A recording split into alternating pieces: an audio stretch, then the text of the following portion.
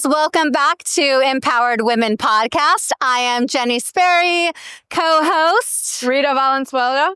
and we have got Hirsh, Jain here. So philosophy at Berkeley, I did go to Berkeley. That's right. Harvard. law at Harvard, Correct. and then now founder of Ananda Strategy. You are doing strategic consulting for retailers, for brands, for venture capitalists, for ancillary tech companies. What actually don't you do, Hirsh? Well, it's a really exciting time in the space. You know, I've been working in the cannabis space for 7 years now. And as you know, it's a really complicated regulatory environment. There's so much going on at the state and at the local level. And so I really enjoy helping brands, retailers, and all of these other companies navigate a really complicated regulatory environment so they can achieve their goals. It's amazing. Yeah, I have a question. So I was a philosophy, politics, economics, and law student in college. So with those skills that you've learned, being a philosophy student, like myself, being in the regulated space, what key components, would you say, using that philosophy that you've had to use, for this industry because it's so, regulated? I would say if you're interested in philosophy or if you're interested in the law, there is no more exciting discipline than you could be involved with than cannabis. And I really believe that. Here's an industry that is federally illegal, but is also highly regulated at the state and the local level. And so having that regulatory and legal acumen can be critical to helping businesses succeed.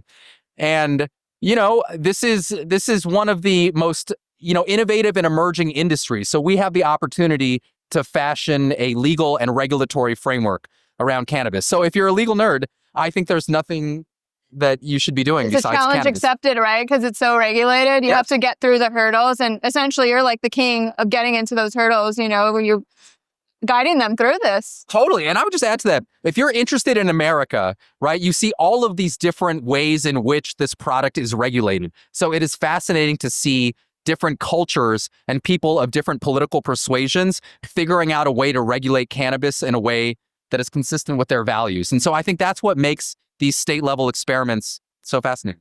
I couldn't agree more. And you mentioned state.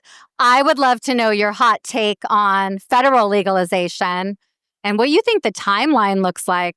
So unfortunately, I don't think we're going to see federal legalization for a really long time. I think we all know we have a very dysfunctional federal government. And so even though support for cannabis is at an all-time high, the sort of intransigence at the federal level will prevent that from happening. But there's a bunch of really exciting stuff at the state level going on that we can talk about that I think will move us towards that federal progress. Talk about those state level. What states do you think now that are emerging? Which one's kind of your favorite? There are a bunch of states that I'm super excited about for 2025. The most exciting one is New York, right? New York. Yes. It's super exciting. And I think we all know it's been a few years since New York has gone adult use, but New York is like the economic center of the United States, if not the world. And we're seeing a dramatic expansion of the number of dispensaries that are opening up. And I think we will see the economic appetite in New York City is so great that could emerge as one of the strongest states in the country. So there's a bunch of other ones I'm excited about too, but New York is where it's at. And I think I agree. when we see those numbers coming out, that will put pressure on the federal government.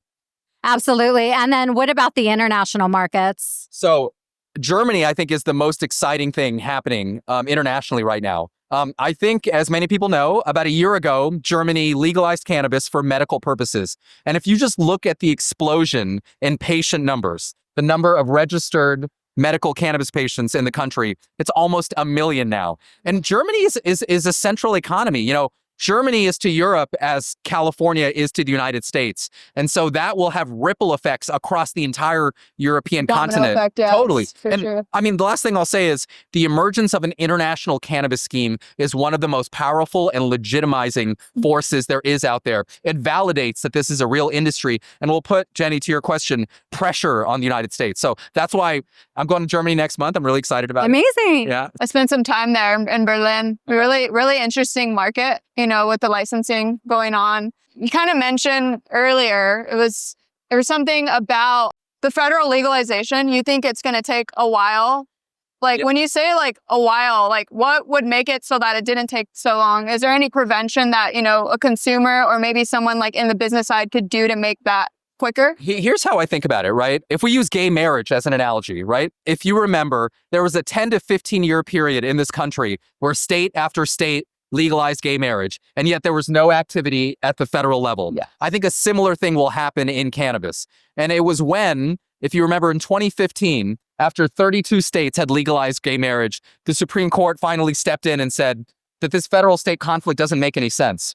Right now, we're at 24 adult use states. I think when we get to 30, 31, 32 states, the idea that this is illegal at the federal level will no longer make sense. So what we need to see is for Pennsylvania to legalize weed, for Hawaii to legalize weed, for more and more states to come online, and that will be the impetus for that federal change. Awesome. Is it safe to say Hirsh for president? I can see that. I'll take it. So, Hirsh, personally, what are you most excited about in 2025? And it could be personal, it could be professional, but what makes Hirsh tick these days? Oh man, so many things make me tick. I'll stick with the professional because the person. I want to know more. There's a You're lot like I could back to say. care about your feelings. I'm excited for cannabis to be incorporated into the health insurance system of the United States. nice. That's what I'm Bravo. most excited about. I think once health insurance starts to cover cannabis, it will totally change our attitude towards this substance. So I'm excited to help us live healthier lives in the United States. And I think cannabis can be a big part of that solution. Absolutely. I love your passion. It is so heartfelt. All right. So Hirsh Jain, founder, Ananda Strategies. What is one thing, a piece of advice, something you're observing in the cannabis industry currently that you want to share? Here's one thing I'm noticing right now. We're here in California, and there's a lot of really talented cannabis operators that have been making it work in this incredibly difficult operating environment that is in California. What I'm excited about right now is you're seeing a lot of those California cannabis companies go to other states, right? You're starting to see brands that have fought it out in the knife fight that is California move to these East Coast states and find success there. So my piece of advice would be, if you have been a longstanding California cannabis operator with any kind of competency, whether it's a brand, whether it's a retailer, there's the opportunity for you to leverage that competency and to go into states like New Jersey, like New York, like Ohio. And that's the stage of the cannabis game that I'm really excited for right now. And so I would urge everyone who's a California cannabis operator to think about how you can migrate to other markets. And if you need help with that, call Hirsh, Ananda Strategies. Thank you so much, Hirsh.